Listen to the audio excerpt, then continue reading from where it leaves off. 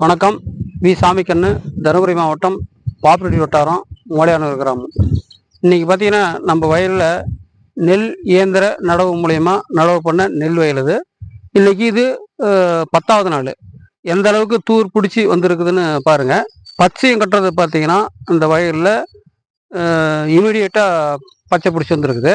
நம்ம சாதாரண முறையில் நடும்போது பார்த்தீங்கன்னா கொஞ்சம் பயிரெல்லாம் காஞ்சி அதுக்கு பின்னால் தான் தெரியும். ஆனால் இயந்திர நடவு மூலியமா செய்யும்போது பார்த்தீங்கன்னா நாற்று நேரடியாக கொண்டாந்து அடுத்த நிமிஷமே வயலில் நடுறதுனால அந்த நாற்று வந்து இமீடியட்டாக தூர் பிடிக்கிறதுனால பச்சை வந்து இவ்வளோ சீக்கிரமாக கட்டுது. அதோடு இல்லாமல் நெல் வயலில் நம்ம நடவு வயலில் இந்த அளவுக்கு தான் தண்ணி நம்ம பராமரிக்கணும்.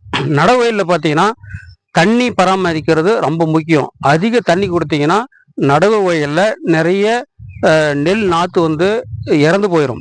ஆனால் இந்த அளவுக்கு தண்ணியை நாம் வந்து பராமரிச்சோம்னா தான் அத்தனை நாற்றும் அப்படியே கூர் பிடிச்சு வரும்.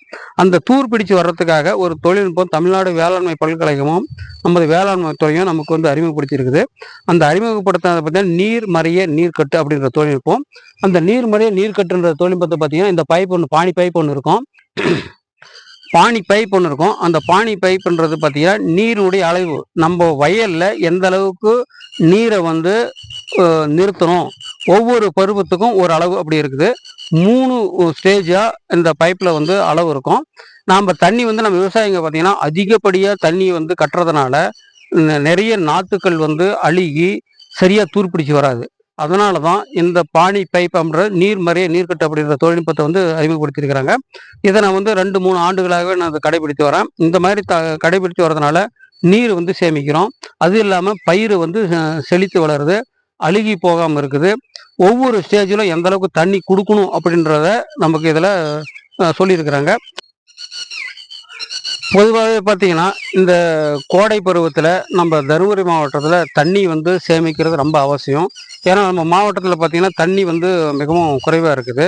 நெல்லுக்கு அதிகமாக தண்ணி தேவைக்கூடிய பயிர். அதனால தான் இந்த பானி பைப் அப்படின்ற அந்த தொழில்நுட்பத்தை நம்மளுக்கு அறிமுகப்படுத்திக்கிறாங்க. அதன் மூலிமா பார்த்தீங்கன்னா நம்ம ஒரு ஏக்கருக்கு பாய்க்கக்கூடிய தண்ணி வந்து பார்த்தீங்கன்னா குறைந்தது 2லேருந்து 3 ஏக்கருக்கு தண்ணி பாய்ச்சி அதன் மூலிமா நாம் அதிகப்படியான மகசூல் எடுக்கலாம்.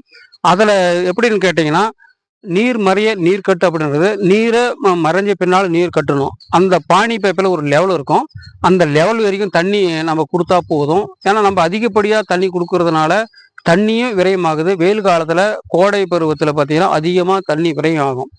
இந்த விரயம் ஆனாலையும் கூட எந்த அளவுக்கு தண்ணி இருந்தால் போதும் அப்படின்றத நம்ம அந்த பானி பைப் மூலிமா நம்மளுக்கு அளவு தெரிஞ்சுக்கிறதுக்காக நம்ம வந்து வயல் முழுக்க சுற்றி பார்த்துட்டு வந்து தண்ணி இருக்குதா இல்லையா அப்படின்றத தெரிஞ்சுக்கிறது இல்லாமல் அந்த பானி பைப் மூலிமா அந்த லெவலில் தண்ணி இருந்தால் போதும்.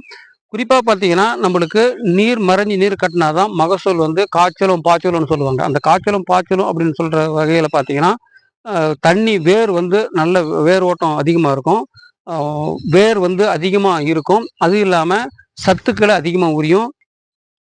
சத்துக்கள் அதிகமாக உரியறதுக்கான வாய்ப்புகள் வந்து நீர் மேல் நீர்க்கட்டு அப்படின்றதுனால தான் நமக்கு வரும். ஏன்னா தொடர்ந்து தண்ணி இருந்துக்கிட்டே இருந்துச்சுன்னா வேர் வந்து அதிகமாக ஓடாது.